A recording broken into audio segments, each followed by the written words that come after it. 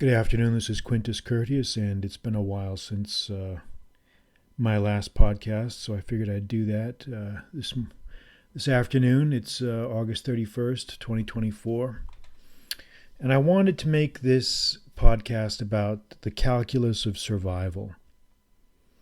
Calculus of survival. What do I mean by that? Well, what are the traits? What are the attributes that enable some men to survive in extreme adversity and have some others not survive? That's the question. Because I've always liked to read accounts of men under extreme adversity in extreme conditions, either in prison camps or expeditions or warfare or whatever situation that may arise that's extreme. Because I think these types of situations tell us a great deal about human nature. They bring out the best and the worst in men. Extreme adversity seems to, in some ways, crystallize a man's essence, a man's essential nature. It doesn't change him necessarily, not at the time anyway. But what it does do is it accentuates any of the pre-existing attributes and characteristics that his personality may have. And so I think it's important that we study extreme situations and men under extreme adversity, because we can learn a great deal from it. Because, let's face it, all of life is a struggle. And if we can learn what traits and attributes enable a man to survive, it can be a great benefit to us to increase our own odds. Because things these days are not getting any easier for anyone. Anyone that thinks that the other guy has an easy time of it is in for a rude awakening. Nobody really has an easy road these days, although, of course, some always have it easier than others. But in general, for most of us, most normal people, life is hard and has always been that way, and it's certainly not getting any easier. But from my talking to my own experience, and when I say experience, I mean my reading, my conversations with people, my own personal experiences under what adverse situations I've been in, which certainly I would not describe as anywhere near as extreme as some of these experiences of some of these other men that I've read about. But everyone has been in adverse situations. But I've come up with some ideas, some thoughts that I would like to share and might be useful for anyone listening. So let me go down my list. The first is the question of physical conditioning, because this is something that's always on guys' minds. Obviously good physical conditioning, this is what I'll say about it. Obviously good physical conditioning increases a man's odds. Being in good physical shape is never a detriment. It's always an attribute. But it's important to understand that good physical conditioning alone is not enough. It's not enough by itself. You read about accounts in prison camps where top athletes or guys who are really obsessed about their bodies, very body conscious guys, they have a hard time dealing with what happens to their bodies under extreme adversity. They can't seem to take the weight loss, malnutrition, the suffering that goes along with that. And on top of that, it's pretty clear that a large frame, a very muscular frame, takes a lot more calories to fuel and to power than maybe a more nimble, more agile, more slender frame. So this can increase stress on men. Also, I think is also a detriment is any sort of addiction that a man might have, like anyone that's addicted to, say, smoking or drinking or whatever, any other consumption of stimulants can be a drawback. But at the same time, those can also be, especially, smoking and drinking can be a relief in some situations. So I would score that as almost a neutral. Sometimes it helps, sometimes it doesn't. But definitely it's true that physical conditioning will increase your odds. Good physical conditioning should always be emphasized and will increase a man's odds. But it's important to remember, as I say, alone it is not enough. It's not enough. You've got to have other things. So the next calculus measure really is the age issue. Is it better to be young, or is it better to be middle-aged? Is it better to be old? Well, obviously, and I think the reflex answer that all of us would have is that youth is better than being old. And I would tend to agree with that, up to a point. Again, up to a point. Being younger generally means that a body is more able to resist disease, malnutrition, hardship, physical hardships. It's better, it's more resilient, better able to recover itself from injuries or diseases or afflictions than maybe an older man. However, again, it's not the only factor to consider. It's not the end of the story, because at the same time, we notice that sometimes an older man can have a degree of seasoning and conditioning and maturity that can enable him to mentally weather adverse conditions better than a younger man can. And this is something that I would never have suspected when I was, say, maybe in my 20s. But now that I'm in my 50s, I'm 55, I can definitely see it. I can definitely see that I am far more mentally balanced, not balanced, but far more mentally powerful or stronger. I'm far more stronger mentally, far stronger mentally now than I am when I was in my 20s or 30s. Because you've acquired a certain degree of seasoning. It's not that you're really any different. It's just that the mind has acquired and the body has acquired a repertoire of experiences, a portfolio of experience that gives you something intangible. It gives you a level of maturity and stability that younger men just don't have. So again, youth is a very good thing. I won't say extreme youth, but you need. I think men are still developing maybe until they're in their early 20s. So I think really anything earlier than that is really at a disadvantage. But the physical attributes of youth are a plus, are an advantage, but those can sometimes be counterbalanced, in many cases often, by the seasoning and experience that comes with middle age. So I don't know. I don't know if I would score that a tie or not, but it's definitely something to consider. The next factor, the old debate about country versus people who grow up in the countryside versus urban people. People who grow up in city types versus country types. Who has a better chance of survival in extreme adversity? Well, again, the conventional wisdom may be that country boys have an advantage because they're supposedly hardier and tougher and can handle the simple life, whereas city slickers are, these sort of avaricious scammers. And some of those stereotypes may have been true 100 years ago or 75 years ago, but one of the things I've noticed is in the modern world, the differences between country and city have in many cases become greatly diminished compared to what they used to be.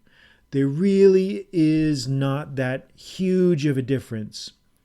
And again, maybe I'm wrong, maybe I'm overstating this, but I don't really see the huge difference between city and country that we might formerly have seen, say, in the World War II generations or World War I or anything earlier than that.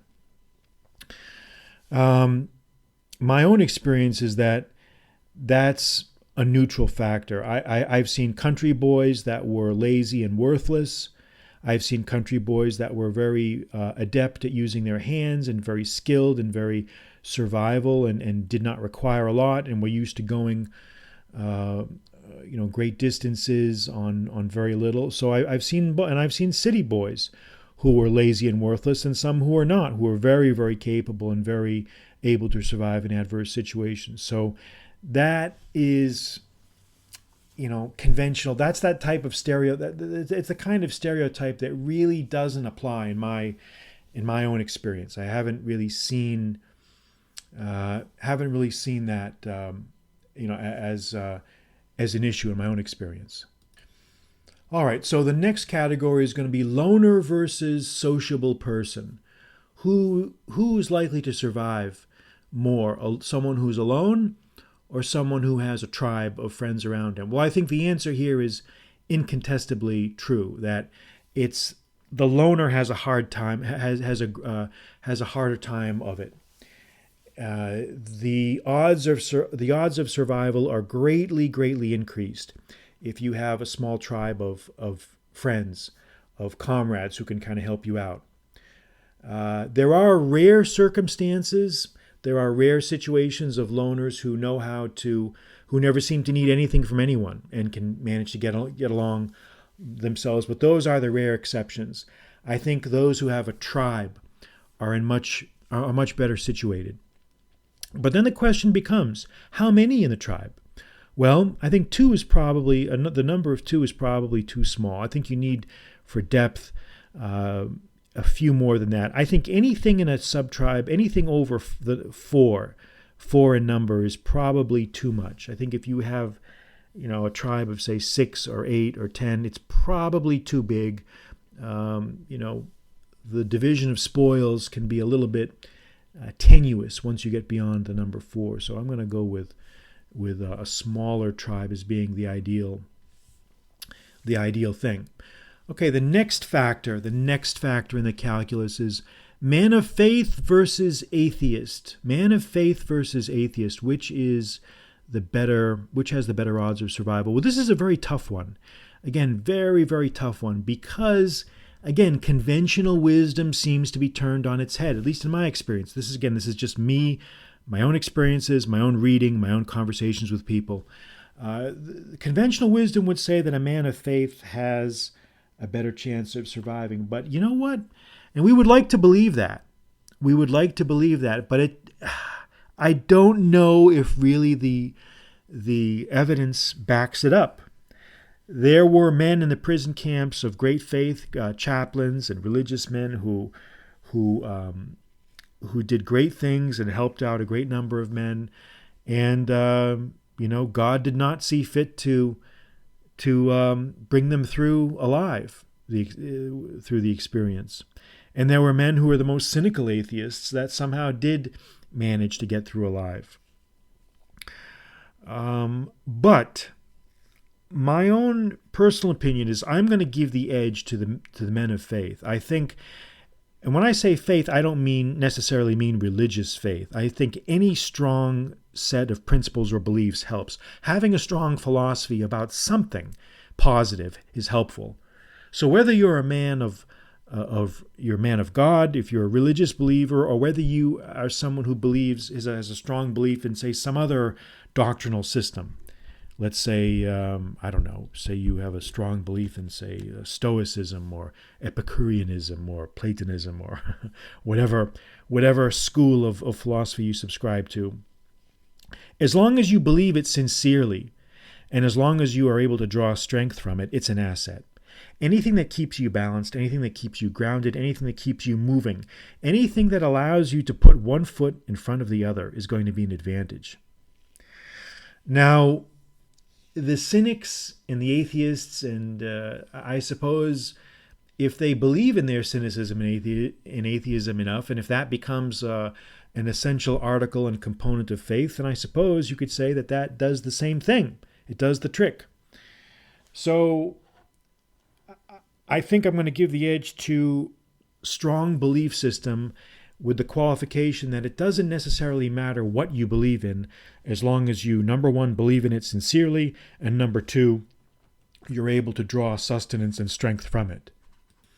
All right, the next factor in our calculus of survival analysis here, single men versus family men, single versus family. Who has the better odds of survival? Well, this is a tough one because, you can make arguments both ways. You could say that single men might have an advantage because they're unencumbered, I meant to say, by thinking about their families back home. They're not going to be so weighed down with this troublesome baggage that they're going to be tormented by all the time.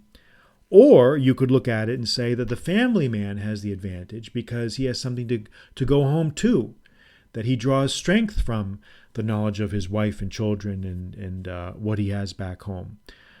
I don't know. This is a tough one. I really don't know. You could say that,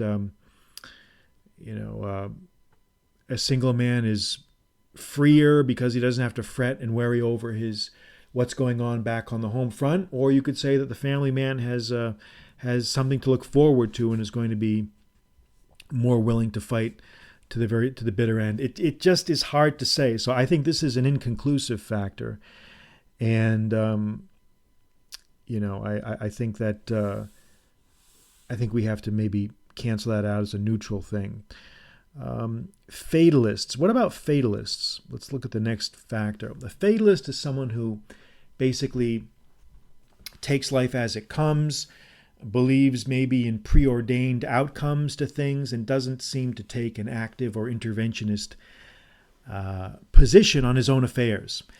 I don't like fatalists. I'm not a fatalist by nature, by personality, and I'm going to say that being a fatalist is never really a good thing, because what it does, it's enervating. It saps you of your initiative. It saps you of your strength. It tells you to lie down and just sort of accept what happens, rather than to go out and make an active effort to change things and to shape the outcome. So I'm not a big believer in fatalism.